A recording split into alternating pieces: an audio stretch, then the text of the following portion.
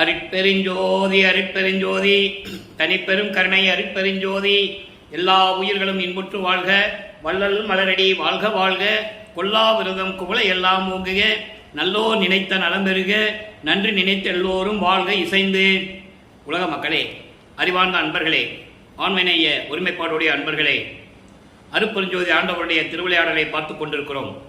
நான் ஏற்கனவே கூறியது போல இந்த பிரபஞ்சம் தோன்றிய காலத்திலிருந்தே 4 யுகங்களிலும், கிரேத யுகம், திரேத யுகம், துவார யுகம், கலியுகம், இந்த 4 யுகங்களிலுமே ஏராளமான திருவிளையாடல்கள் நடந்து முடிந்து விட்டன.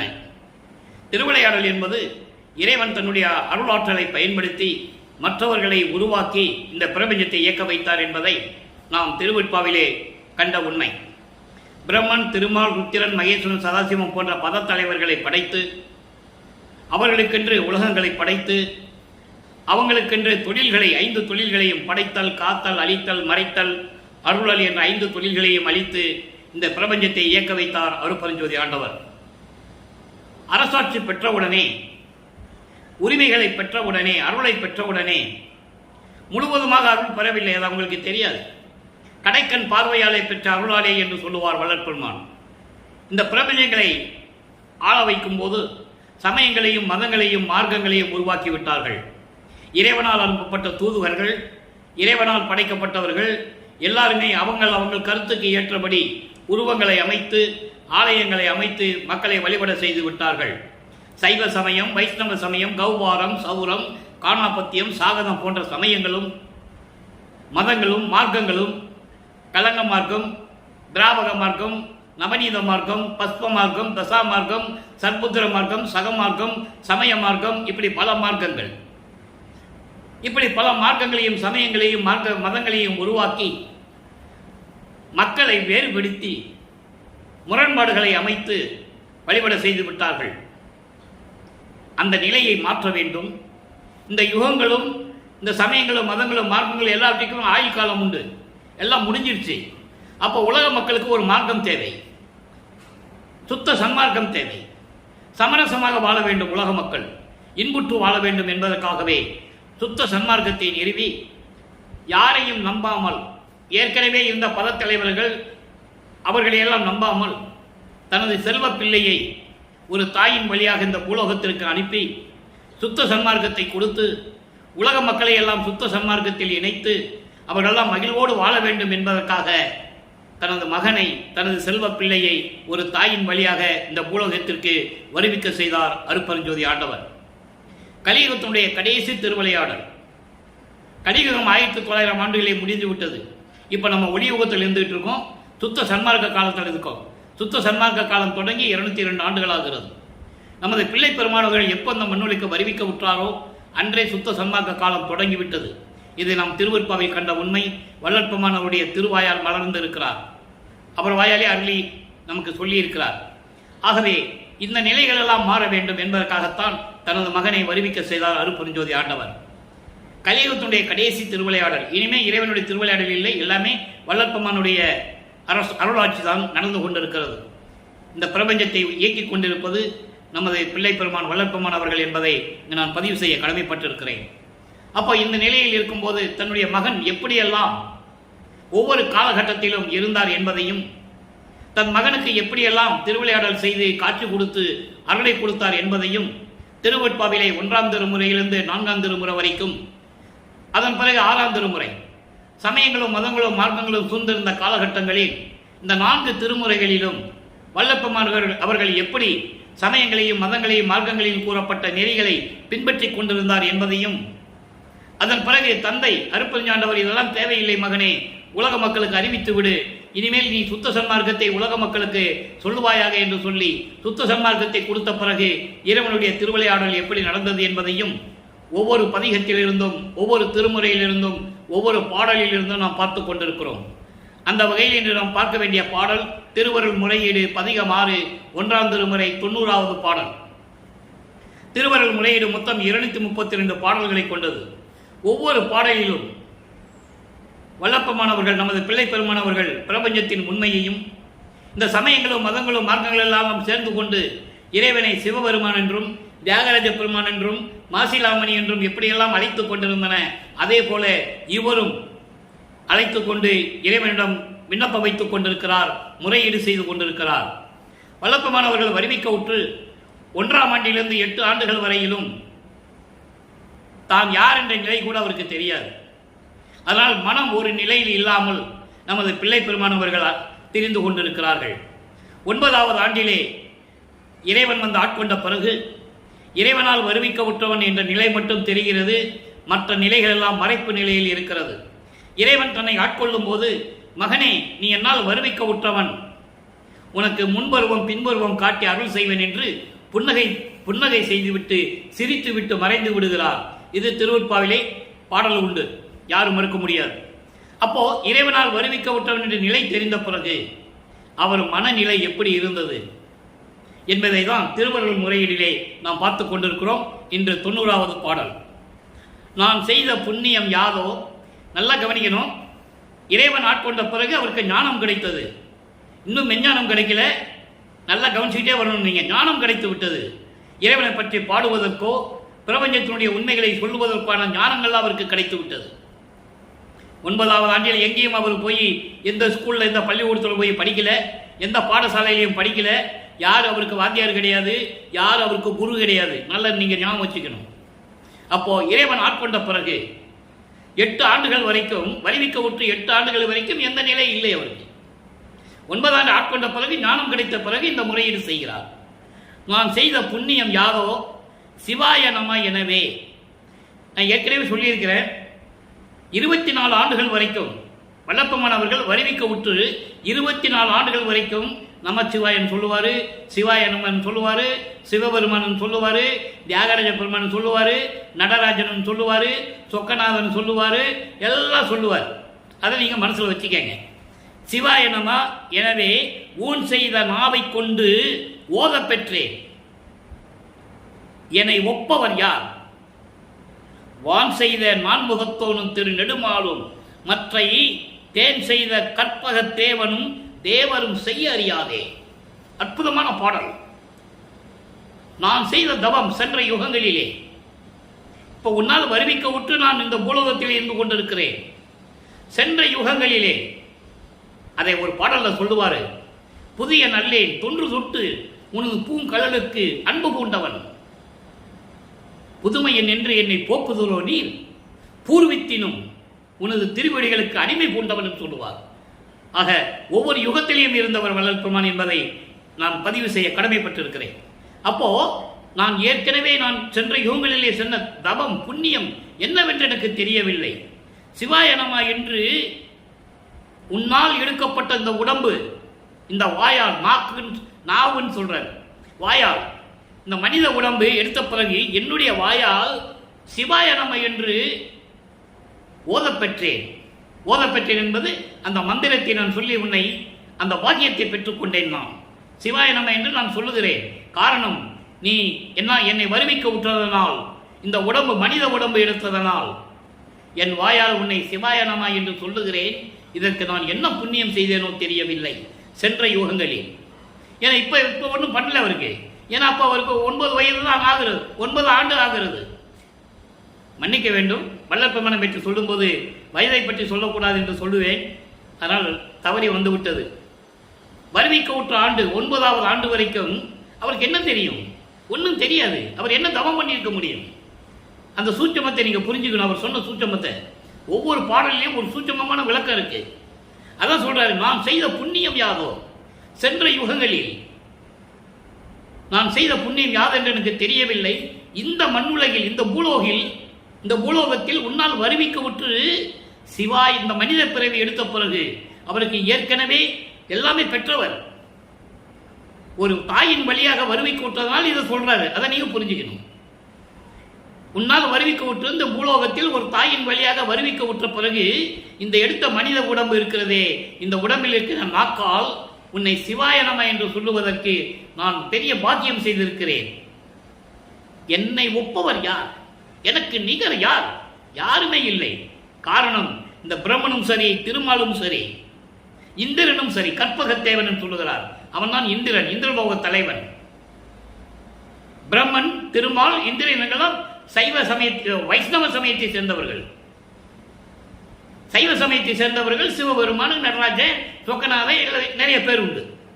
இவர்களெல்லாம் செய்ய முடியாத, தேவர்களும் செய்ய முடியாத தபத்தை நான் சென்ற யுகங்களில் செய்திருக்கிறேன்.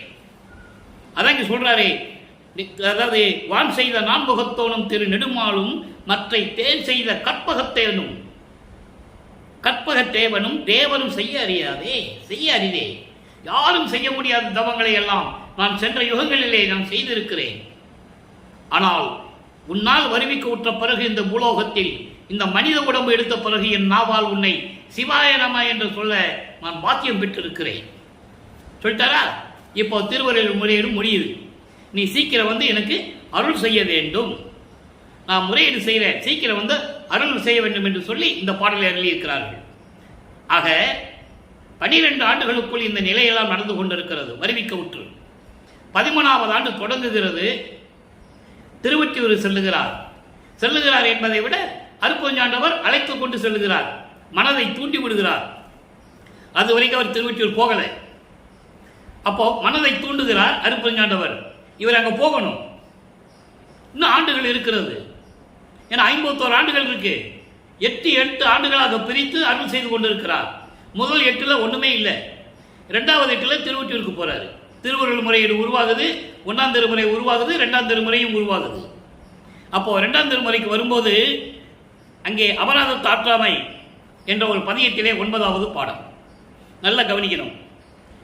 அதாவது அபராத தாற்றாமை என்பது இந்த மண்ணுலைக்கு வருவிக்க உற்று, ஒரு தாயின் வழியாக இந்த பூலோகத்திற்கு வருவிக்க உற்று, இறைவன் ஆட்கொண்டு நீ என் மகன் என்று சொன்ன பிறகு எந்த அருளையும் பெறாத பிறகு பெற முடியவில்லை. அப்போ ஒரு மனம் எப்படி இருக்கும்? இறைவன்கிட்ட சொல்றாரு, நான் என்ன தப்பு பண்ணேன்னு எனக்கு தெரியல, என்னை தண்டிச்சிடாதே, அதை என்னால் சகித்துக் கொள்ள முடியாது என்ற நிலையை இறைவனிடம் கூறுகிறார். அதை ஒரு பதிகமாக நமக்கு அருளி இருக்கிறார்கள். இதுவரைக்கும் 8 பாடலை பார்த்துருக்கோம். ஒரு பதியத்துக்கு 10 பாடல்.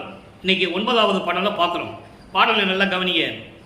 தெவ்வண்ண மடவார் சீக்குழி விழுந்தேன். அதாவது தன்னுடைய நிலையை மாற்ற வேண்டும் என்றால் முதல்ல சினம், அதாவது காமம், குரோதம், லோபம், மோகம், மதம், ஆச்சரியம் 6 பிண்ட துரிச்சைகளை கடக்க வேண்டும். அது முதல்ல ஒரு சினத்தையும் காமத்தையும் கடக்க வேண்டும். இப்போ வல்லப்பெருமானவர்கள் வருவிக்க விட்டு 2வது 8ல் இருக்கும்போது 16 ஆண்டுகள் நிறைவடைகிறது. ஒரு ஆணுக்கு 16வது ஆண்டிலே காம உணர்ச்சிகள்லாம் வந்துவிடும். இது இயற்கை. அப்போ அவருக்கு காமம் இல்லை, நல்லா கவனிக்கணும். ஆனால் அதை கடக்க வேண்டும், இறைவனிடம் சொல்லி கடக்க வேண்டும். அப்போ பெண்களை வைத்துதான் அதை சொல்ல முடியும். அதனால் சொல்லுகிறார், தெவ்வண்ண மடவா சீக்குழி விழுந்தேன். தெவ்வண்ணம் என்பது மயக்கங்களை தரக்கூடிய, மன அலைவுகளை தரக்கூடிய, பெண்களுடைய காம வலையில் நான் விழுந்து விட்டேன்னா இவர் விழுகல. ஆனால் காமம் வருகின்ற இயற்கையான ஒரு ஆண்டு அது. 16வது ஆண்டு என்பது ஆண்களுக்கு இயற்கையாகவே காமம் உண்டாகும். அப்போ அதன் நிலையில் நான் இருந்து கொண்டிருக்கிறேன் என்று சொல்லுகிறார். எப்படி? மயக்கம் தரும் பெண்களின் காம வலையில் விழுந்தேன். மனம் அலைவாய்த்து கொண்டிருக்கிறது. அதை சொல்றார். இறைவனிடம் முறையீடு செய்கிறார். அந்த நிலையை கடக்க வேண்டும். அப்போ விழுந்தேன், தீயனேன், பேயனேன், பேய் மாதிரி அலைஞ்சிட்டு இருக்கேன் தெரு தெருவா. சிறியேன் எவ்வண்ணம் உய்வேன். காமத்தை விட வேண்டும், சினத்தை விட வேண்டும், மோகத்தை விட வேண்டும், ஆச்சரிய முரண்பாடுகளை விட வேண்டும். இப்படி நிறைய நிலைகள் இருக்கிறது. அப்போ இதெல்லாம் நான் இருந்து கொண்டிருக்கிறேன். நான் மேம்படுவதற்காக, மேல்நிலைக்கு செல்லுவதற்காக நான் எப்படி செய்ய முடியும்? நான் என்ன செய்ய முடியும்? என் செய்வேன்? என்னை என் செய்தால் தீருமோ அறியேன். இறைவா, என்னை என்ன செஞ்ச தீரும்? இது நீ வாட்டுக்கு வருவிக்க செய்துவிட்டு நீ என் மகன் சொல்லி மறைஞ்சிட்ட. இப்போ எனக்கு 16 ஆண்டுகள் வருவிக்க விட்டு 16 ஆண்டுகள் ஆகிவிட்டது. காமம் வருகின்ற ஆண்டு இது.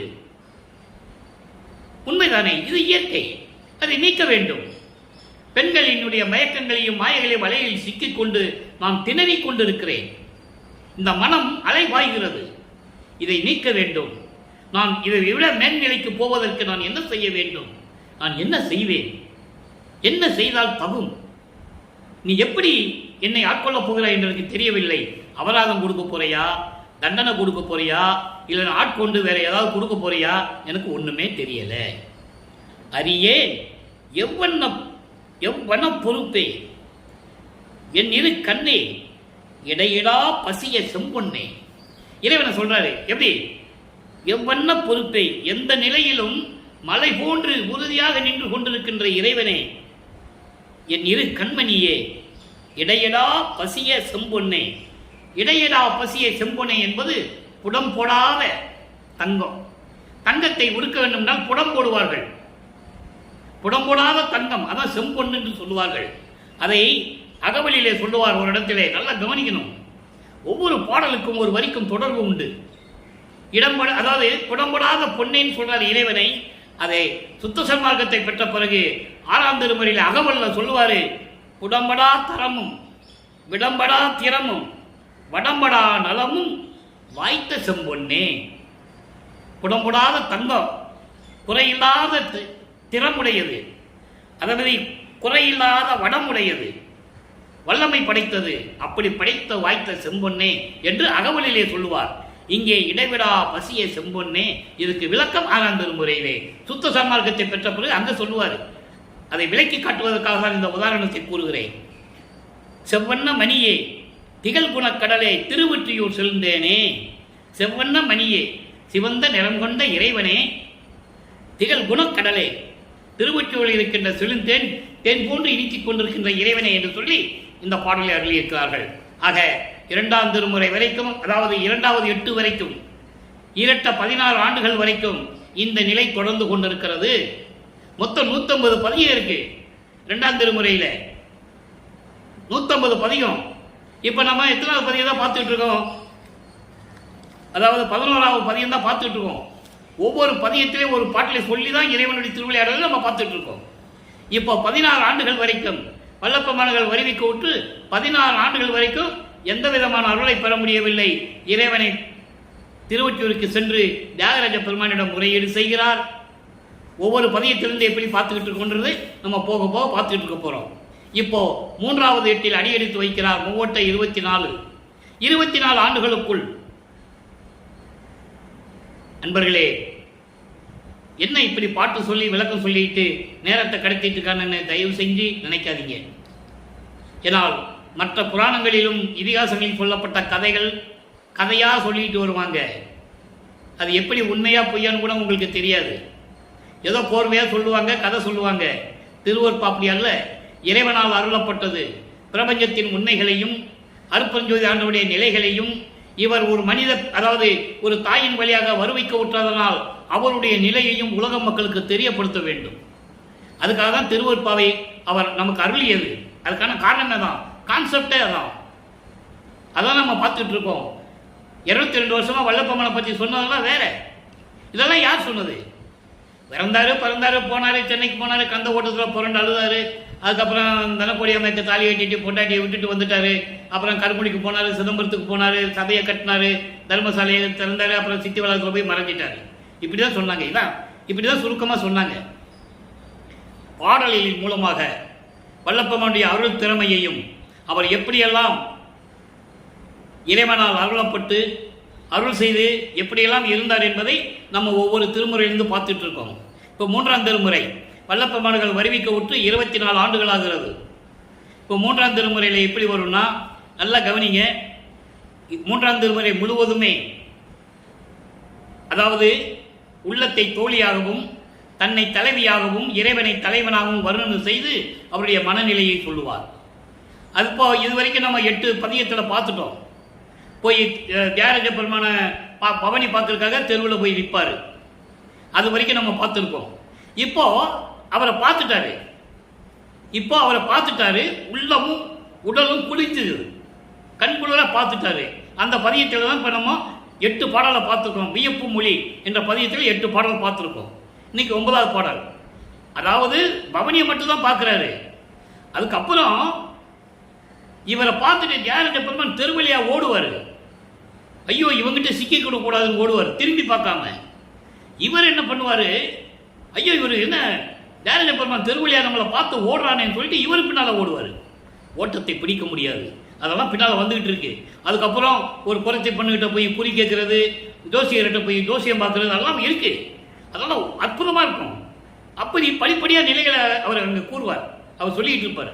இப்போ அந்த பவனியை பார்க்குறாரு, அதை மட்டும் நீங்கள் மனசில் வச்சுக்கோங்க. பின்னால் நிறைய விஷயங்கள் இருக்கு, அதுக்கெல்லாம் நம்ம போக போக பார்க்க போகிறோம். ரொம்ப அற்புதமாக இருக்கும். நீங்கள் தினமும் பார்க்கணும்.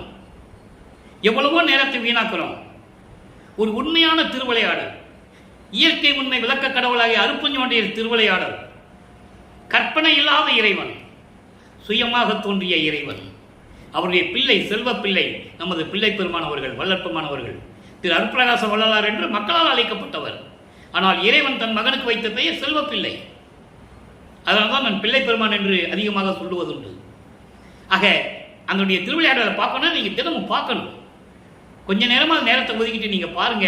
அப்போ நீங்கள் புரிஞ்சுக்குவீங்க திருவொற்பனா என்ன, சுத்த சன்மார்க்கனா என்ன, உண்மையான கடவுள் யாரு, அதெல்லாம் உங்களுக்கு புரியும். இப்போ வியப்பு மொழியிலே 9வது பாடல். தாய் மகளிடம் சொல்லுவது போல. இதுவரைக்கும் தோழியும் தலைவியும் தான் பேசிட்டு இருப்பாங்க. இப்போ தாய் மகளிடம் சொல்லுகிறாள். எப்படி? இதே தாய் சொல்லுவாள் மகள்கிட்ட. அது பின்னால் ஒரு பதியம் இருக்கு. அவன் இருக்கிறதுக்கு வீடு இல்லை, சுடுகாட்டில் போய் படுத்துருக்கிறான். திங்கிறதுக்கு சோறு இல்லை, பிச்சை எடுத்துக்கிட்டு இருக்கான். உடுத்துக்கிறதுக்கு ஒரு துணி கிடையாது, கந்த துணியை கட்டிக்கிட்டு இருக்கான். எலும்பையும் மண்டை ஓட்டையும் கழுத்தில் மாட்டிக்கிட்டு இருக்கான். பாம்பை வேற சுற்றிக்கிட்டு இருக்கான். நீ அவனை கல்யாணம் பண்ணி அவனோட கட்டி பிடிச்சி என்ன பண்ண போற? எப்படி குடும்பம் நடத்துவ? உனக்கு சோறு போடுவானாம? அப்படின்லாம் ஒரு நிலையை பாடல்களிலே உண்டு. அற்புதமாக இருக்கும் அந்த பாடல்கள்லாம். அப்போ அது பின்னால் பார்க்க போகிறோம். இப்போ மகளிட்ட தாய் சொல்கிறான். அந்த திருவிழா வீதியை பார்த்ததை தாய் பூரித்து சொல்லுகிறார் மகளிடம். உள்ளம் சொல்லுகிறது. உள்ளத்தை தான் தாயாக வர்ணனை செய்கிறார். அதை உலக மக்களுக்கு சொல்லுகிறார். பாருங்க. மலைநேர் முளையாய் மகளே, நீ மதிக்கும் தவமே தாற்றினையோ, தலைநேர் அலங்கள் தாழ் சடையார், சாதி அறியா சங்கரனார். சாதி அறியா சங்கரனார், இதைதான் சுத்த சன்மார்க்கத்தை பெற்ற பிறகு சொல்லுவார். சாதியும் மதமும் சமயமும் பொய்யென ஆதியில் உணர்த்தி அருப்பெருஞ்சோதி. சாதியும் மதமும் சமயமும் காணா ஆதியானவை அந்த அருப்பெருஞ்சோதி.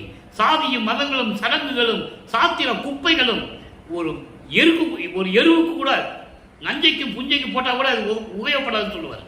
அதெல்லாம் விளக்கத்தில் நம்ம பார்த்துருக்கோம். ஆக சாதி அறியா சங்கரனார், இளநே தலை மூன்று ஒளிர்படையார், எல்லாம் உடையார், எருக்கன் மலர் குலைநேர் சடையார், அவர் தன்னை கூடி உடலம் உள்ளம் குளிர்ந்தனையே. இது பாடல். இந்த விளக்கம் பாருங்க. அதாவது பருவ மங்கை என்று சொல்லுகிறார் தன் மகளே, இளம் மங்கை. அதுக்குதான் சொல்றாரு மலைநேர் முளையாய் மகளே, மலை போன்று மார்மகங்களை உடைய பெண்ணை என்று சொல்லுகிறார். அதுக்கு என்ன அர்த்தம்னா, பருவமுடைய இளம் மங்கையான எனது மகளே என்று சொல்லுகிறார். காரணம், அப்போ இளம் வயதில் அவர் இருந்து கொண்டிருக்கிறார். 24 ஆண்டுகளுக்குள் இருக்கிறார். நல்ல பருவம்.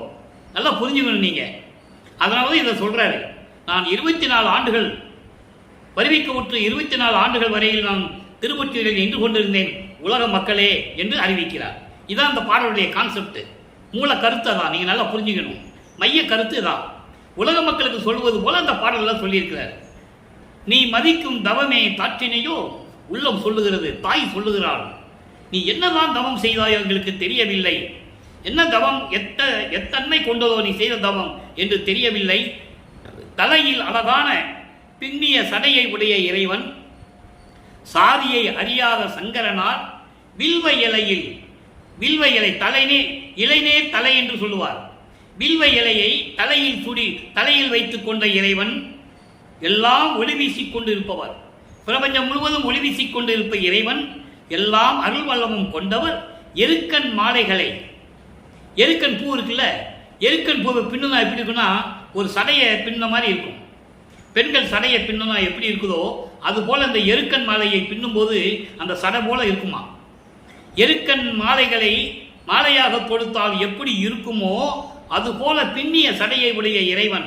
அப்படிப்பட்ட இறைவன் திருவிழா வீதி வரும்போது, பவனி வரும்போது உறுதியாக நீ நின்று கொண்டு, நான் திருவிழாவை அந்த பவனியை பார்த்து விட்டு தான் வருவேன் என்று நின்று கண்குளிர பார்த்து, உன் உள்ளமும் உடலும் குளிர்ந்தனையே என்று சொல்லுகிறார்.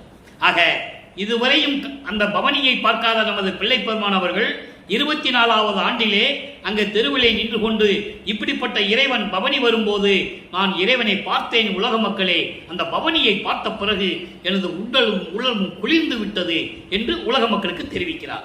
அதை ஒரு தாய் மகளிடம் சொல்வது போல இந்த பாடலை நமக்கு அருளியிருக்கிறார்கள். ஆக அன்பர்களே, 3ஆம் திருமுறை வரைக்கும், அதாவது வல்லப்பமானவர்கள் இந்த பிள்ளைப்பெருமானவர்கள் வருவிக்க உற்று 24 ஆண்டுகள் வரைக்கும் இந்த நிலை தொடர்ந்து கொண்டிருக்கிறது. அதன் பிறகு இனிமேல் எங்கேயும் செல்லக்கூடாது என்று சொல்லி வீட்டிலே அமர்ந்து கொண்ட அறைக்குள்ளே இருந்து கொண்டு கதவை பூட்டி தாழ்பால் போட்டு விடுகிறார். நான் மனம் திறந்து கூட திறந்து விடுவேன், அதனால் தாழ்பால் போடுகிறேன் சொல்லி தாழ்பால் போட்டுக்குவார். அப்போ வல்லப்பமானவர்கள் வருவிக்க உற்று 25வது ஆண்டிலிருந்து 32 ஆண்டுகளுக்குள் இருந்து கொண்டிருக்கிறார். 25வது ஆண்டிலிருந்து 32 ஆண்டுகளுக்குள் நடப்பதுதான் ஒரு இறைவனுடைய திருவிளையாடலுடைய நல்ல தருணம். அப்போ வல்லப்பமானவர்கள் வருவிக்க உற்று 27வது ஆண்டில் தினமும் அதை சொல்லணும். ஏன்னா இறைவனுடைய திருவிளையாடலை சொல்லும்போது, திருவெட்பாவை சொல்லும்போது தனக்கோடி அம்மையாருக்கு தாலி கட்டி அந்த அம்மையாருக்கு மோட்ச வீட்டை காட்டி விமோசனத்தை கொடுத்தது 27வது ஆண்டு. வருவிக்க உற்று 27வது ஆண்டு. உலகையில் பல கதை சொல்லுவாங்க. இவர் அக்கா மகளை கல்யாணம் பண்ண சொன்னாங்க, இவர் வேண்டான்னு சொன்னார், எனக்கு கல்யாணத்தில் இஷ்டம் இல்லைன்னு சொல்லுவாங்க. இப்படிலாம் சொன்னது உலகியல் செய்தி, அதாவது உலகியல் விளக்கம். அப்போ ஏன் அதை சொல்கிறாருன்னா அவருக்கு தெரியும். அதனால நீங்கள் புரிஞ்சுக்கணும். அவர் வேண்டான்னு சொன்னது இருக்குன்னா உலகியலுக்காக சொல்லி தான் ஆகணும். நான் இறைவனால் வருவிக்க விட்டவனே, இந்த தனக்கோடி ஏற்கனவே எனக்கு விண்ணுலகத்திலே அறிமுகம் பண்ணி இந்த குடும்பத்தில் பிறக்கணும்னு எனக்கு தெரியும் அப்படிலாம் சொல்ல முடியாது. ஆனால் பாட்டில் சொல்கிறாரு, பாடல் இருக்கு. அதனால் அவங்ககிட்ட யார்கிட்டையும் சொல்லலை. முதல்ல ஒரு எதிர்ப்பு தெரிவிக்க மாதிரி தெரிவிக்கிறாரு. ஏன்னா இதான் நடக்க போகுதுன்னு தெரியும் அவருக்கு. ஆக அந்த நிலையிலே திருமணத்தின் போது பிரம்மன், திருமால், ருத்திரன், மகேஸ்வரன் போன்ற பத தலைவர்களும் வானவர்கள் அங்கே திருமண மண்டபத்திலே அமர்ந்திருக்கிறார்கள். அது மனித பிரிவுகளுக்கு தெரியாது. பாட்டில் சொல்றாரு, அப்போ எனது தந்தையும் தாயும் வரவில்லை. யாரை சொல்றாரு? அருப்பஞ்சாண்டவரையும் சிவகாமி வெள்ளியும் சொல்றாரு. ஆனா பேர் சொல்ல மாட்டாரு. ஏன்னா இன்னும் அவர் சுத்த சன்மார்க்கம் வாங்கல. அவர் அருப்பஞ்சோதியும் அப்பவும் சொல்ல மாட்டார். என் தந்தையும் தாயும் வரவில்லை, என் மனசு எப்படி புண்பட்டது என்று சொல்லுவார். அதன் பிறகு 2 குதிரை மாட்டின தேர்தலில் எங்களை வாழ்த்தினார் சொல்லுவார். அந்த பாடல்களை நம்ம பார்க்க வேண்டிய நிறைய காலங்கள் இருக்கு. மனசுல மட்டும் வச்சுக்கங்க. இந்த திருவிளையாடல் நடக்குது, இது ஒரு திருவிளையாடல் நடக்குதுன்னு நீங்க மனசுல வச்சுக்கங்க. அதுக்கப்புறம் சமயங்களையும் மதங்களையும் மார்க்கங்களையும் விட வேண்டும், பந்தங்களையும் பற்றுகளையும் பாசங்களையும் விட வேண்டும். இந்த பூலோகத்தில் ஒரு தாயின் வழியாக வருவிக்க உற்றதனால் ஏற்பட்ட சொந்தங்கள், அம்மா, அண்ணி, அன்னை, இதெல்லாம் இவர் வருவிக்க விட்டதனால் ஏற்பட்ட சொந்தங்கள். தெளிவா சொல்றார் வல்லற்பெருமான். வருவிக்க விட்டதனால் ஏற்பட்ட அந்த சொந்தங்கள் பாசத்தை விட வேண்டும். திருமணமாக அந்த மாங்கல்யத்தை கேட்டு அந்த பொண்ணிற்கு விமோசனை கொடுத்து அந்த பற்றையும் விட வேண்டும், அந்த பற்றையும் விட வேண்டும். ஆசைகளை விட வேண்டும். சமயங்கள், மதங்கள், மார்க்கம், நெறிகளை விட வேண்டும். திருநீர் பூசுவதை நிறுத்தினார். உத்தராட்ச மாலையை தூக்கி எறிந்தார். கடுக்கானை அற்புதஞ்சோதாண்டவர் என்று கழட்டி விட்டார். அதெல்லாம் இருக்கு, அதெல்லாம் நிறைய இருக்கு. அந்த இதெல்லாம் கடந்துட்டார். கடந்த பிறகு வெள்ளாடை அணிந்து கொண்டார், முக்காடு போட்டுக்கிட்டாரு. அப்போ சுத்த சன்மார்க்கத்தை அப்பா கிட்ட வாங்க போறாரு. இன்னும் வாங்க போறாரு. வர்றது அற்புதஞ்சாண்டவருக்கு தெரியும் அவருக்கு. இந்த நிலைகளெல்லாம் கடந்த பிறகு அருப்பிரகாச மாலை உருவாகிறது. அருப்பிரகாச மாலை மொத்தம் 100 பாடல். ஒவ்வொரு பாடலிலும் எப்படி இறைவன் தெருவழியா வருவாரு, எப்படியெல்லாம் மகனை கூப்பிடுவாரு, எப்படியெல்லாம் அருளை கொடுப்பாருன்றதை இது வரைக்கும் 14 பாடலை பார்த்துருக்கோம். இன்னைக்கு 15வது பாடல். மொத்தம் 100 பாடல். ஒவ்வொரு பாடலையும் ரொம்ப அற்புதமா இருக்கும். இன்னைக்கு பாடலை பாருங்க. பிரணவத்தின் அடிமொழியில் நடுவினும் நின்று ஓங்கும் பெருங்கருணை திருவடிகள் பெயர்ந்து வருந்திடவே கரணமுற்று நடந்து அடியேன் இருக்கும் இடம் தேடி கதவு திறப்பித்து, இவர் திறக்கல, தாப்பா போட்டாச்சு, இவர் உள்ள இருக்கிறாரு, இறைவன் வருகிறார். மகனை சமாதானப்படுத்தணும். தன் மகனை இந்த பூலோகத்திற்கு ஒரு தாயின் வழியாக வருவிக்க செய்து 32 ஆண்டுகள் வரைக்கும், அதாவது 13வது ஆண்டு தொடங்கி திருவொற்றியூருக்கு போறார். அதுக்கு பிறகு 32 ஆண்டுகள் வரைக்கும் தன் மகனை எப்படியெல்லாம் வருத்தப்பட செய்தார். மகன் எப்படியெல்லாம் வருத்தப்பட்டார். இவன் சமாதானம் அடைய மாட்டான். அதனால நம்ம தெருவில் நடந்து போற மாதிரி நம்ம கால் முள்ளு குத்தி மண்ணு குத்தி சிவப்பா இருக்கிற மாதிரி காட்டணும் அவனுக்கு. அப்பதான் மகன் சாந்தம் அடைவான். அமைதியாக இருப்பான் என்று சொல்லி அந்த திருவிளையாடலை செய்கிறார். அதை இங்க சொல்றாரு. கதவை திறப்பித்து அருளி கடையேனை அழைத்து சரணமுற்று வருந்திய என் மகனே. அன்றலாய் இப்பதான் மகன் அவர் சொல்றார். அது வரைக்கும் திருவற்பாவில் வரவே வராது. 4 திருமுறை வரைக்கும் இறைவன் மகனேன்னு கூப்பிடுறது 9வது ஆண்டில் ஆட்கொண்ட பிறகு இப்பதான் சொல்றார். மகனே, இங்குன்னா இந்த பூலோகத்தில் இதனை தாங்குக என்று ஒன்று. அன்றலாய் ஒன்று தான் முக்கியமானது. ஒன்றுனா ஒரு அருள் கொடை. அது என்னதுன்னு தெரியாது இல்லையா, அது பின்னால் சொல்லுவார். ஒன்று எனது தடங்கையில் கொடுத்து, தடங்கை என்பது உள்ளங்கையில், உள்ளங்கையை நீட்டு மகனை சொல்லி ஒரு அருள் கொடையை அதில் கொடுக்கிறார். கொடுத்து கையை முடிக்கும். தடங்கையில் கொடுத்து மரணமுற்று வாழ்க, கொடுத்து மரணமுற்று வாழ்கன்னு சொல்றாரு. மரணமுற்று வாழ்கன்னா அதுக்கு என்ன வேணும்? மரணம் வரக்கூடாது. அப்ப அந்த என்ன, அந்த தேகம் எப்படி இருக்கணும் சொல்லணும்ல, பின்னால சொல்லுவாரு. நல்லா ஞாபகம் வச்சுக்கோங்க. மரணமுற்று வாழ்க என ஒரு திருவார்த்தை அளித்தாய், மன்றொடையாய் நீ அருளின் வன்மை எவருக்கு உள்ளதே. இது பாடல். இந்த பாடலுடைய விளக்கம் பாருங்க. பிரணவத்தின் அடிமுடியில் நடுவினும் நின்று ஓங்கும். இந்த பிரவணம் என்பது சூழ தேகம், சூக்கும தேகம், காரண தேகம். இந்த 3 தேகங்கள் சேர்ந்தால் பிரவணத்தின் தேகம் சொல்லுவாங்க. அதாவது ஓங்காரம் சொல்லுவாங்க. பிரணவம் என்பது ஓங்காரம். அப்போ இந்த சூலம தேகம், சூக்கும தேகம், காரண தேகம், இந்த 3 தேகங்களின் நிலையில் இருந்து கொண்டு அதன் நடுவிலே நின்று ஓங்கும் பெரும் கருணை உடைய திருவடிகள் பெயர்ந்து, திருவடிகளை எடுத்து மண்ணிலே பதித்து, அதான் பெயர்ந்து என்று பொருள். மண்ணிலே பதிந்து நடந்து வழுந்திடவே வலிக்கும்படி கரணமுற்று நடந்து. கரணமுற்று நடந்து, கரணம் என்பது ஒரு நோக்கம், காரியம் என்பது செயல். நல்லா கவனிச்சுக்கணும். கரணம் என்பது ஒரு நோக்கம். ஒரு நோக்கத்துக்காக அவர் மண்ணில் கால் வச்சு நடந்து வருந்தும்படி, கால் வலிக்கும்படி ஒரு நோக்கத்திற்காக. அந்த நோக்கம் என்பது காரியப்படுகிறது. தன் மகனுக்கு ஏதாவது கொடுக்கணும், அதான் நோக்கம். மகனுக்கு அருளை கொடுக்க வேண்டும். அதான் கரணமுற்று என்று சொல்லுகிறார். கரணமுற்று நடந்து அடியேன் இருக்கும் இடத்தை தேடி, என்னை தேடி வந்து கதவு திறப்பித்து, அவனுடைய அருளால் கையை காட்டுறாரு, அவருடைய அருளால் கதவு உள்ள தாப்பா திறக்குது. கதவு திறப்பித்து அருளி அங்கே முன் நின்று எனக்கு எழுந்தருளி கடையேனை அழைத்து, இந்த சிறியவனை அழைத்து சரணமுற்று வருந்தே என் மகனே. சரணமுற்று, ஐயோ நமக்கு எப்படி அடைக்கலம் கிடைக்குமோ தெரியலையே, இறைவனுடைய அருள் எப்பதான் கிடைக்கணும் தெரியலையே, என்னாகுமோ ஏதாகுமோ என்று தெரியலையே என்று வருந்திய என் மகனே. எவ்வளவு அற்புதமா சொல்றாருன்னு நீங்க புரிஞ்சுக்கணும். இவ்வளவு விளக்கம் இருக்கிறது நண்பர்களே. சும்மா பாட்டுன்னா சாதாரண விஷயம் அல்ல. சரணமுற்று, நமக்கு இறைவனுடைய அடைக்கலம் எப்ப கிடைக்குமோ, எப்ப வந்து இறைவன் நம்மளை ஆட்கொள்வானோ தெரியலையே என்று வருந்தி கொண்டிருந்த என் மகனே, வருந்திய என் மகனே, இங்கு பூலோகத்தில் இப்பொழுது இதனை தாங்குக, இதை வாங்கிக் கொள் என்று ஒன்று கொடுத்தாய். ஒரு அருள் கொடையை ஒன்று கொடுத்தாய் என் உள்ளங்கையனில் கொடுத்து மரணமுற்று வாழ்க. இவ்வளவு அற்புதம் பாருங்க. மரணம் இல்லாமல் நீ வாழ்க என்று திருவாய் அளித்து மன்றுடையாய்.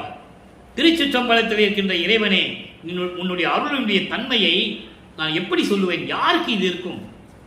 யாருக்கு இருக்கும்? இந்த உலகத்தில் யாருக்குமே இருக்காது என்று சொல்லி இந்த பாடலை அறிவித்தார்கள்.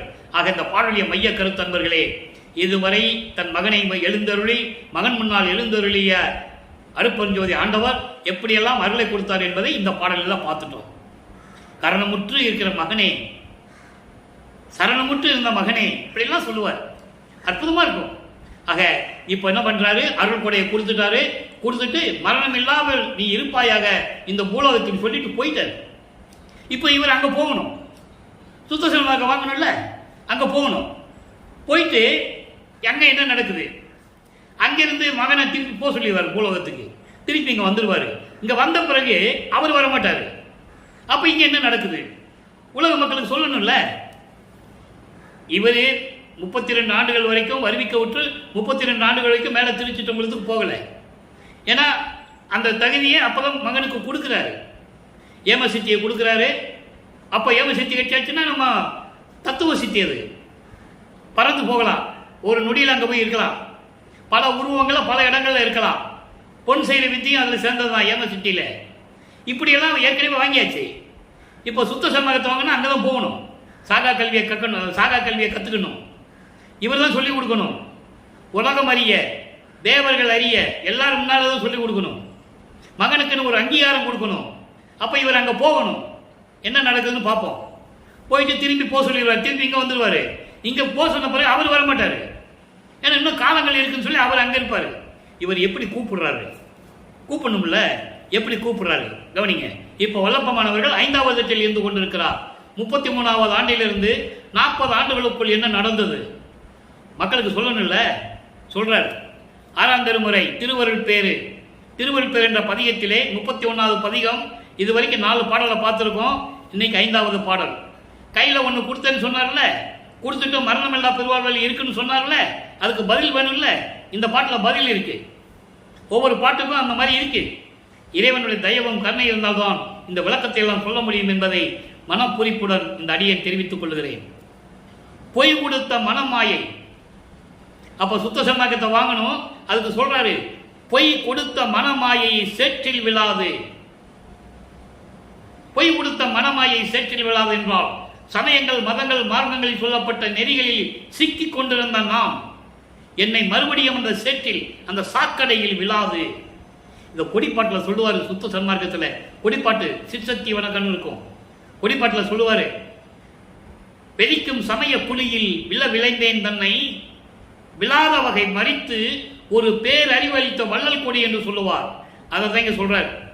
அப்படி ஒரு சாக்கடையிலே விழாம என்னை தடுத்து எனக்கே பொன்மணி மேடையில் ஏற்றி அங்க கூப்பிட்டாரு. திருச்சிற்றம்பலத்துக்கு நான் போயிட்டேன். பொன்மணி மேடை திருச்சிற்றம்பலம் சுத்த சிவஞான வெளி, அதான் 16வது வெளி, கடவுள் நிலை அறிந்து அம்மையமாக கூடியது. அப்போ அந்த நிலைக்கு போய் ஏறி புன்றி மகிழ்ந்திருக்க, என் உள்ளம் மகிழ்ந்திருக்க, மனம் மகிழ்ந்திருக்க, அறிவு மகிழ்ந்திருக்க கை கொடுத்தீர், எனக்கு அருள் செய்தீர் சொல்லிட்டாரா. இப்போ அங்க போயிட்டாரு. போயிட்டு எல்லாமே கொடுத்தீங்க, எல்லாம் வாங்கியாச்சு, சமயங்களையும் மதங்களையும் மார்க்கங்களையும் கடந்தாச்சு, சுத்த சன்மார்க்கத்தை கொடுத்தாச்சு, என் புத்தியில் எல்லாம் வந்துருச்சு, இதெல்லாம் வர்றதுக்கு நீங்கள் கை கொடுத்தீர், அருள் செய்தீர். ரைட், ஓகே, முடிஞ்சு போச்சு. இப்போ உலகமெல்லாம் கழிக்க, அடுத்த பாயிண்ட் வந்துட்டாரு. உலகமெல்லாம் கழிக்க உழவாது கால் 2 கொடுத்தீர். கால் 2 என்ன, திருவடிகளை சொல்றார். திருவடியுடைய அருளை எனக்கு கொடுத்தீர், கால் 2 கொடுத்தீர். உலகமெல்லாம் கழிக்க உழவாத கால் 2 கொடுத்தேன். உலகமெல்லாம் மகிழும்படி என்னை பார்த்து கொண்டிருக்கிறார்கள். தேவர்களும் சரி, எல்லா உலகங்களும் சரி, என்னை பார்த்து மகிழ்ந்து கொண்டிருக்கிறார்கள். அப்படி மகிழும்படி எனக்கு என்றும் அழியாத உன்னுடைய திருவடிகளின் அருளை கொடுத்தீர். எக்காலம் அழியாத நெய் கொடுக்க வேண்டும், உம்மை விடமாட்டேன் கண்டீர். அங்கே சொல்றாரு, எப்படி எக்காலம் அழியாத நெய் கொடுக்க வேண்டும், இந்த உடம்பை கொடுக்கணும், எக்காலம் அழியக்கூடாது. அதனால அங்க சொல்றாரு, மரணமில்லா பெருவாற்றில் வாழ்கன்னு சொன்னார்ல, அதை இவர் கேட்கிறார் மறுபடியும். எக்காலம் அழியாத மெய் கொடுக்க வேண்டும். மெய் என்பது முத்தேகத்தை கொடுக்க வேண்டும். முத்தேகம் இருந்தால்தான் அவன் மரணமில்லா பெருவாழ்வில் இருக்க முடியும். சுத்த தேகம், புராண தேகம், ஞான தேகம், அதை கொடுக்க வேண்டும். அது வரையிலும் உம்மை விடமாட்டேன், பார்த்துக்கோ, பார்த்து கொள்ளுங்கள் கண்டீர். உம்மை விடமாட்டேன், நானே ஏமாற மாட்டேன்னு சொல்லுவார் ஒரு பாட்டில். இது வரைக்கும் நான் ஏமாந்தது போதும், இனிமே நான் உன்னிடம் ஏமாறவே மாட்டேன்னு சொல்லுவார். மேல் ஏறினேன், இனி கீழ் விழுந்து இறங்கேன். நான் மேலே வந்துட்டேன், இனிமே நான் கீழ் நிலைக்கு போக மாட்டேன். இந்த சமயங்கள் மதங்கள் மார்க்கங்கள் நெறியெல்லாம் வச்சு நான் பயப்பட மாட்டேன். அதனால பயம் என்ற வார்த்தையை வைத்தார் ஜீவகாரண்ய ஒழுக்கத்தில். அப்போ நான் இனிமே கீழே இறங்க மாட்டேன், மேலே வந்துட்டேன், சுத்த சன்மார்க்கத்தை பெற்றுவிட்டேன். என்றும் மை கொடுத்த விழி அம்மை சிவகாமி வெள்ளி மகிழ நடம்புரிகின்றீர். என் அம்மை சிவகாமி வெள்ளி, அந்த அம்மா மகிழும்படி நீங்கள் நடனமாடிக்கொண்டிருக்கிறீர்கள். வாசிக்கிறோம். இங்க வந்துட்டார் மூலவத்துக்கு. வந்து அருள்வீர் விரைந்தே, வந்து அருள்வீர் விரைந்தே, சீக்கிரமான்னு சொல்றாரு. நீ வாட்டுக்கு கையில் ஒன்று கொடுத்துட்டு போயிட்ட, மரணமில்லா பெருவாழ்வில் இருக்க சொல்லிட்ட, சரிதான், அதெல்லாம் சரிதான், தூக்கி விட்டு நான் மேலே வந்தேன், சுத்த சன்மார்க்கத்தை கொடுத்துட்டேன், எல்லாம் பண்ணியாச்சு, முத்தகத்தை கொடுக்கணும்னு நான் கேட்குறேன், உன்னை விட மாட்டேன், சீக்கிரம் வா.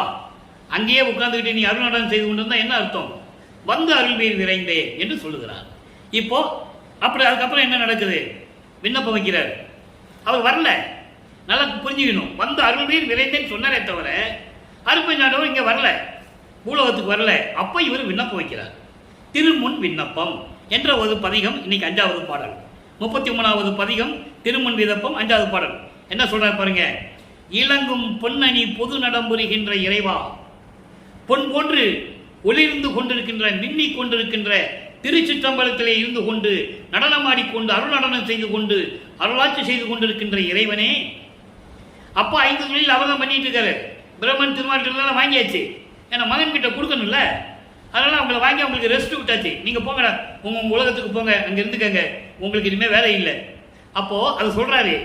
அப்படிப்பட்ட இறைவனை இவ்வுலகமெல்லாம் துவங்கும் வண்ணன் நின்று அருளும் நின் திருவடி துணை துணை எண்ணாமல் கலங்கும் நாயினேன் விண்ணப்பம் திருசதி கலந்தொருள் செயல் வேண்டும்.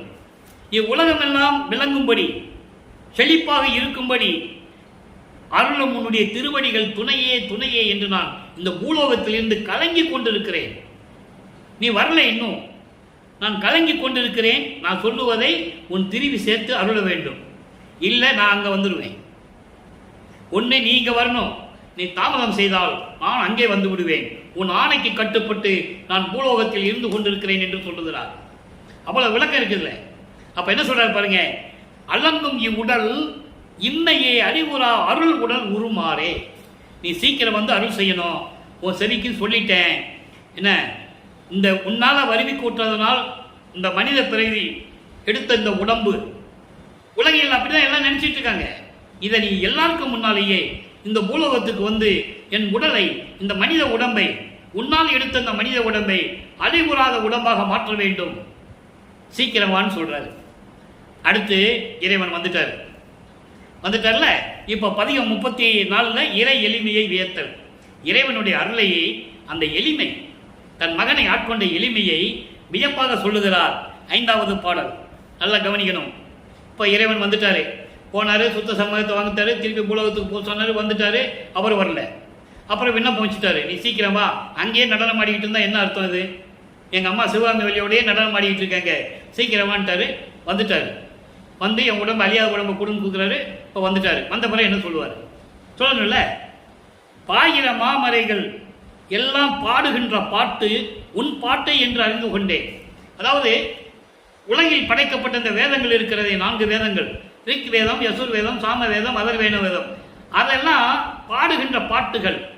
அதை வணங்குகின்ற அவர்களெல்லாம் வணங்குகின்ற நெறிமுறைகள் எல்லாம் உன்னை வணங்கக்கூடியவர்கள். உன்னை பற்றி தானே பாடிக்கிட்டு இருக்காங்க, உன்னை பற்றி தான் பாட்டு பாடி வணங்கிக்கிட்டு இருக்காங்க என்று நான் அறிந்து கொண்டேன். தெளிவா சொல்றார், அறிந்து கொண்டேன். பரம்பொருள் உன் பெருமை 1000 கோடி 1000 கோடி நாவுடையோர் எண்ணினும் அணுத்தனையும் புகழ் அறிதல். இறைவா, என் தந்தையே, உனது பெருமையை 1000 கோடி புலவர்கள் வந்தாலும் சரி, அவங்க பாடினாலும் சரி, உன்னை பத்தி அணு அளவு கூட அவங்களால சொல்ல முடியாது. தெளிவா சொல்லிட்டார். அப்படியெல்லாம் சொல்ல முடியாது. அந்தோ இத்திரியேன் வாய் இறங்காவை புகழ துணிந்தேன். வாய் இறங்கா வகை என்பது வாயை அடக்க முடியாமல் இருக்கிறது, அதாவது தொடர்ந்து பாடிட்டு இருக்கிறது. அதான் வாய் இறங்கா வகை, வாய் மூடாத அளவுக்கு தொடர்ந்து நான் உன்னை பற்றி போற்றி வணங்க நான் துணிந்து விட்டேன். என்னுடைய மனத்தாசை ஒரு கடலோ 7 கடலில் பெரிதே. உன் மீது காதல் கொண்டுள்ளேன் என் தந்தையே, அளவில்லாத காதல் கொண்டுள்ளேன் உன் மீது. இந்த மன ஆசை இருக்கிறதே, உன் மேல் பிடித்த ஆசை, உன் மேல் வைத்திருக்கின்ற ஆசை ஒரு கடல் மட்டுமல்ல, 7 கடலை விட பெரியது. சே இறங்கா முன்னம் எடுத்தே அணைத்திடு எந்தாய். அணையாயே அணையாய். தாய் போன்று உள்ளம் கொண்ட இறைவனே, தாய் உள்ளம் கொண்ட இறைவனே, அன்பு கொண்ட இறைவனே, இந்த மகன் வருந்துவதற்கு முன்பாக இறங்கா முன்னம். எவ்வளவு அருமையா சொல்ற பாருங்க. செய் இறங்கா முன்னம்.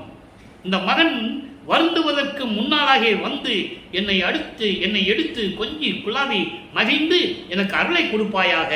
தாய் போன்ற உள்ளம் கொண்டவனே, திருச்சிற்றம்பலம் விளக்கும் சிவஞான குருவே. இந்த பாடலை நமக்கு அருளி இருக்கிறார்கள். அடுத்து பாருங்க, பதிகம் 36 உண்மை கூறல். உண்மையை சொல்றார். என்ன உண்மையை சொல்றான்னு பார்ப்போம். 5வது பாடல். காசையும் பணத்தையும் கண்ணியர் தம்மையும் காணியின் ஆட்சியும் கருதிலேன் கண்டீர்.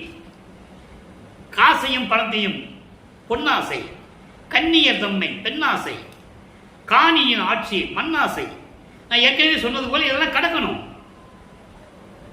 காமம், பொன்னாசை, பெண்ணாசை, மண்ணாசை, இவற்றையெல்லாம் நான் கருதிலேன் கண்டீர். இதெல்லாம் நான் நினைச்சதே கிடையாது, மனிதர்களோட நினைத்தது கிடையாது. நேசா, எனக்கு அன்பானவனே, என் தந்தையே, நும் திருவருள் நேசம் ஒன்று அல்லால் நேசம் மற்றில்லை, இது நீர் அறிவீரோ? உங்ககிட்ட தான் நான் பாசமா இருக்கிறேன், வேற எதுவுமே எனக்கு பாசமா தெரியல, அன்பா தெரியல, எனக்கு எதுவுமே விருப்பம் இல்லை. உன்னை தவிர எனக்கு யாருமே பிடிக்கல, விருப்பமே இல்லை, இது நீ அறிவீரோ? இது உனக்கு தெரியும். ஏசரன் அகற்றி வந்து என்னை முன் ஆண்டீர். 9வது ஆண்டில் நான் திக்கு தெரியாத காட்டில் இருந்தது போல உன்னால் வருவிக்க உற்று 9வது ஆண்டில் வந்து என்னை, மகனே நீ என் மகன், என்னால் வருவிக்க உற்றவன் இந்த பூலோகத்திற்கு என்று சொல்லி என்னை ஆண்டு கொண்டீரே. அதுக்கப்புறம் நீர் வந்தீராங்க, அதுக்கப்புறம் என்ன கொடுத்தீர் எனக்கு கேட்கிறார். நியாயம்தானே? இத்தனை ஆண்டுகள் துன்பப்பட்டது போதாதா? மெய்யர் வியப்புல சொல்லுவாரு, 12 ஆண்டு தொடங்கி இற்றைய பகல் வரை நான் பட்ட பாடு, இந்த படியில் நான் பட்ட பாடு நினைக்கில் மலையும் கரையுமே, இரும்பும் உருகுமே எல்லாம் சொல்லுவார். அப்போ அந்த நிலையில் இருந்து கொண்டு, இறைவா அன்று வந்து ஆண்டீரே, உம்மை இன்று கண்டல்லால் நீ வருவதற்கு தாமதம் பண்ணிட்டு இருக்க, உன்னை பார்க்காமல் ஆசையில் பிறரோடு பேசவும் மாட்டேன். நான் யார்கிட்டையும் இனிமே அன்பாகவும் பண்பாகவும் பாசமாகவும் நான் பேச மாட்டேன். நீ வரணும், நீ வந்தாதான், இல்லை நான் யாருடையும் பேச மாட்டேன். தெளிவாக சொல்லிட்டார், யாருடையும் பேச மாட்டேன். அருப்பெருஞ்சோதியில் ஆணை உன் மீது ஆணை என்று சொல்லிட்டாரு. இப்போ இவ்வளவு சொன்ன பிறகு அவர் வராமல் இருப்பாரா? வரார். வந்து இவர் உள்ளத்தில் கலந்து கொண்டார். இதை யாரால் தடுக்க முடியும் என்று கேட்கிறார். அதான் வரம்பில் வியப்பு. வரம்பு என்பது அருளாட்சி பெறுவது, அருளை பெறுவது. அது எப்படி வியப்பாக இருப்பது என்று சொல்லுகிறார். 5வது பாடல் பதிகம் 38. இதெல்லாம் சொன்ன பிறகு அவர் மனம் இறங்கி வந்து மகனோட கலந்துகிட்டார். எப்படி கலந்தாரு அதை சொல்றார். இன்னும் முழுசா கலந்து இறைவனாக்குறது வேற இன்னும் இருக்கு. அது இன்னும் நம்ம சொல்லணும்னு 1 வருஷம் ஆகும். அதுக்கு மேல அந்த பாடலாம் வரும். இப்போ இவ்வளவு விண்ணப்பச்ச பிறகு உலகத்திற்கு தன் தந்தை வருகிறார் என்பதை உலக மக்களுக்கு எடுத்து கூறுகிறார் நமது பிள்ளை பெருமானவர்கள். வரம் பெறும் ஆன்ம உணர்ச்சியும், நல்லா கவனிக்கணும், அருமையான பாடல். வரம் பெறும் ஆன்ம உணர்ச்சியும், செல்லா வரு பர உணர்ச்சியும், மாட்டா பரம்பர உணர்ச்சியும், தானும் நின்று அறியா பராபர உணர்ச்சியும், பற்றா உரம்பெற உண்ணல் யார் என பெரியர், உரம்பெற உணர்வார் யார் என பெரியர் உரைத்திட ஓங்கும் ஓர் தலைவன். எப்படிப்பட்ட இறைவன் சொல்றார். இப்போ இது ஒரு சூட்சமமான விளக்கம் இருக்கிறது. மரணமில்லா பெருவரோடு வாழ்கன்னு சொல்லிட்டாரு. அப்போ மரணமில்லா பெருவ வாழ்னா இவருக்கு முத்தேகம் இருக்கணும். அப்போ முத்தேகத்தை கொடுன்னு சொல்றாரு. அந்த முத்தேகத்தினுடைய தன்மை, இறைவனுடைய தன்மை எப்படி இருக்கிறது? முத்தேகம் என்பது சுத்த தேகம், புரண தேகம், ஞான தேகம். சுத்த தேகம் என்பது பரதேகம், பரதேகம் என்பது பர அறிவு, பர அறிவு என்பது பர உணர்ச்சி. புரண தேகம் பரம்பர உணர்ச்சி, பரம்பர அறிவு, பரம்பர தேகம். அது பராபர அறிவு, பராபர உணர்ச்சி. அதை தான் இங்க சொல்றாரு. இந்த 3 எங்க அப்பனுக்கு இருக்குன்னு சொல்றாரு. இதான் சுருக்கமான ஒரு விளக்கம். அதை பாடல்ல சொல்றாரு. எப்படி? வரம் பெறும் ஆன்ம உணர்ச்சியும், அதாவது தயவும் கருணை இருக்கின்ற அந்த ஆன்ம உணர்ச்சி. ஆன்ம உணர்ச்சி என்ன? தயவும் கருணையும் இரக்கம். அதான் ஆன்மநேய ஒருமைப்பாடுன்னு சொல்லுவார். அப்படி ஒரு உணர்ச்சியும், செல்லா வரும் அடைய முடியாத பர உணர்ச்சி, பரதேகம், பர அறிவு. அதுவும் இல்லாமல் பரம்பர உணர்ச்சி, பிரவண தேகம், அந்த அறிவு. தானும் நின்று அறியா பராபர உணர்ச்சி, இறை நிலையில் இருக்கக்கூடிய அந்த பராபர தேகம், அதான் ஞான தேகம், அதான் சாகாத்தலை. போகா போனால் தான் சுத்த தேகம், வேகாக்கால் பிரவண தேகம், சாகாத்தலை தான் அங்கே ஞான தேகம். இந்த 3 நிலைகளும் உள்ளவன் தான் இறைவன் என்று சொல்லக்கூடிய பெரியவர்கள் சொல்லுவார்கள், முன்னோர்கள் சொல்லுவார்கள், கற்றவர்கள் சொல்லுவார்கள். அப்படிப்பட்ட தலைவன் தான் என் தலைவன், சுத்த சன்மார்க்கத்தின் தலைவன், எனது தந்தை என்று சொல்லுகிறார். இப்ப புரியும் உங்களுக்கு? புரியுதா? இந்த 3 நிலையை சொல்லிட்டு கரம்பெரும் கனி போல் என் உள்ளம் புகுந்தான். கரம்பெரும் கனி என்ன? உள்ளங்கையில் கிடைத்த நெல்லிக்கனி போல என் உள்ளம் புகுந்தான். வர சொன்ன எங்க அப்பா வந்துட்டாரு. இதை தடுப்பவர் யார்? கடவுளை தடுப்பவர் யார்? நான் கூப்பிட்டேன், வந்தாரு, முத்தையத்தை கொடுத்துட்டாரு, மரணமில்லா பரவாயில்ல இருன்னு சொல்லிட்டாரு, இப்ப என் உள்ளத்துல வந்துட்டாரு. இது யார் தடுக்க முடியும்? யாராலையும் தடுக்க முடியாது என்பதை அடுத்த பதியத்திலே சொல்லுவார். எப்படி புகுந்தார்னு சொல்லுவார். புகுந்தார்னு இங்க ஒரு வரியில சொல்ல முடியும். எப்படி புகுந்தார்னு அடுத்த பதியத்தில் சொல்லுவாரு. உள்ளம் புகுந்த திறம்பியத்தல். இந்த உள்ளத்துல புகுந்தேன்னு சொல்றாரு. அடுத்த பதியத்திலே 39வது பதியத்திலே உள்ளம் புகுந்த திறம்பியத்தல் 5வது பாடல். இந்த 5வது பாடலுக்கு இந்த 5வது பாடல பதில் நல்லா புரிஞ்சுக்கணும். அற்புதமா இருக்கும். இறையளவும் துரிசு இல்லாதாய், தூய்மையதாய், நிறைவாய், இயற்கையதாய், அனுபவங்கள் எவைக்கும் முதலிடமாய், மறையோடு ஆகமத்தின் மணிமுடி மேல் முடியாய், மண்ணுகின்ற மெஞ்ஞான மணிமேடை அமர்ந்த. எப்படிப்பட்ட இறைவன்? மணிமேடை அமர்ந்த நிறையருள் சீர் அடிமலர்கள் சிவந்திட வந்து. அதான் சொல்றாரு. அற்பரசமாளியில் சொன்னது வேற, இங்க வேற, முற்றிலும் வித்தியாசம் இருக்கும்.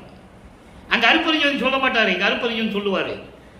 சிவந்திட வந்து அடிய நினைத்தவரெல்லாம் கொடுத்து அருளி நிலைவர செய்தனையே குறைவு இலா பெருமரந்தனை போதாதோ அரசே கொடும்புலையின் குடிசையிலும் குலவின் நுழைந்தனையே. எப்படி நுழைந்தார் சொல்ற இங்க சொல்றாரு. அதான் எப்படிப்பட்ட இறைவன்?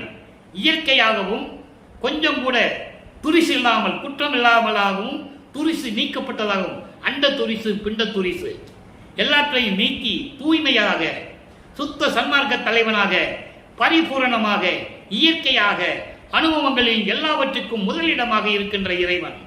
மறையோடு வேதங்களோடு ஆகமங்களும் பார்க்க முடியாத இறைவன். அப்படிப்பட்ட இறைவன் மெஞ்ஞான மணிமேடை அமர்ந்த இறைவன். மெஞ்ஞான மணிமேடை எது? மெஞ்ஞானம் என்பது ஏற்கனவே நான் விளக்கம் கொடுத்திருக்கேன். அப்படிப்பட்ட இறைவன் மெஞ்ஞானம் அடைந்தது இந்த பிரபஞ்சத்திலேயே அருட்பெருஞ்சோதி ஆண்டவரும் அவருடைய மகன் நமது பிள்ளை பெருமான் வல்லற்பெருமான் அவர்கள் தான் மெஞ்ஞானம் கொண்டவர்கள். வேறு யாருக்கும் மெஞ்ஞானம் இல்லை. ஞானம் இருந்தது. இறைவன் அருளால் ஞானம் பெற்றார்கள், போற்றி போற்றி பாடினார்கள், முத்தி அடைந்தார்கள், ஜீவசமாதி அடைந்தார்கள். யாரும் சித்தி ஞான சித்தி அடையவில்லை என்பதை 64வது பதிகம் திருவந்தியார் பதிகத்திலே 10வது பாடலிலே சொல்லுவார். நான் ஏமாற மாட்டேன், முத்தியை பெற்றேன், அம்முத்தியினால் ஞான சித்தியை உற்றேன் என்று உந்திப்பெற, சித்த நானேன் என்று உந்திப்பெற. ஞான சித்தி இருந்தால்தான் அவன் கடவுள். மீதெல்லாம் கர்ம சித்தி யோக சித்தியை பெற்றவர்கள் என்பதை தெளிவாக கூறிவிட்டார்கள் நமது பிள்ளை பெருமானவர்கள். ஆக அப்படிப்பட்ட நிலையில் இருந்து கொண்டிருக்கின்ற இறைவன் பரிபூரணமாக அருளை எனக்கு கொடுத்து, திருவடிகள் சிவந்த நடந்து வந்து எனக்கு எல்லா அருளையும் கொடுத்து, நான் நினைத்ததை எல்லாம் கொடுத்து நிலைவர செய்து விட்டான் என் தந்தை. அப்படிப்பட்ட இறைவன், ஐயா என் தந்தையே, நீ கொடுத்த அருளெல்லாம் போதாதா? குறைவில்லாமல் எல்லாவற்றையும் கொடுத்து விட்டாயே, அதோடும் இல்லாமல் என் குடிசைக்கும் குலவி மகிழ்வோட வந்து குலவி நுழைந்தனையே, என் உள்ளம் என்னும் குடிசையிலும் நுழைந்தேனே என்று சொல்லுவார். குடிசைக்கும் வந்துட்டு என் உள்ளம் என்னும் குடிசையிலும் நுழைந்து விட்டாய் என்று சொல்லி இந்த பாடலை நிறைவு செய்கிறார் நமது பிள்ளை பெருமான் அவர்கள். எனவே அன்பர்களே, இப்படியெல்லாம் இறைவனுடைய திருவிளையாடல் நடந்து கொண்டிருக்கிறது. நீங்கள் தினமும் பார்க்க வேண்டும் என்பதுதான் எனது தாழ்மையான வேண்டுகோள். வேறு எதற்காக நான் சொல்லவில்லை. இறைவன் கொடுத்த விளக்கத்தை இந்த வள்ளலார் ஊழியன் உங்களுக்கு நான் சொல்லிக் கொண்டிருக்கிறேன். ஒவ்வொரு பாடலின் மூலமாக, கற்பனை அல்ல, கதை அல்ல, ஒவ்வொரு பாடலின் மூலமாக இந்த திருவிளையாடலை கூறிக்கொண்டிருக்கிறேன். எனவே நீங்களும் உலக மக்களே, அன்பர்களே, எல்லோரும் சுத்த சன்மார்க்கத்தில் இணைந்து கொலையும் குலையும் தவிர்த்து உயிர்களை கொலை செய்வதை விட வேண்டும். மாமிசம் போன்ற உணவுகளை, அசைவ உணவுகளை விட வேண்டும். சுத்த சைவ நெறியில் இருந்து கொண்டு தீபமேற்று தீப வழிபாடு செய்ய வேண்டும். தீப வழிபாடு செய்யும் போது ஞானசரியை படிக்க வேண்டும். படிக்க நேரமில்லை என்றாலும் பரவாயில்லை, மகாமந்திரத்தை சொல்ல வேண்டும். அருட்பெருஞ்சோதி அருட்பெருஞ்சோதி தனிப்பெருங்கண்ணை அருட்பெருஞ்சோதி என்ற மகாமந்திரத்தை உச்சரித்து இறைவனுடைய அருளையும் செல்வங்களையெல்லாம் பெற்று நீங்கள் நோயற்ற வாழ்வில் வாழ வேண்டும் என்று இறைவனுடைய தயவாலையும் கருணையாலையும் வாழ்த்து கூறி இந்த வள்ளலார் ஊழியன் விடைபெறுகிறேன். மீண்டும் நாளை சந்திப்போம். நன்றி, வணக்கம். அருட்பெருஞ்சோதி அருட்பெருஞ்சோதி தனிப்பெரும் கண்ணை அருட்பெருஞ்சோதி. அருட்பெருஞ்சோதி ஆண்டவருடைய திருவையாடல் நாளையும் தொடரும்.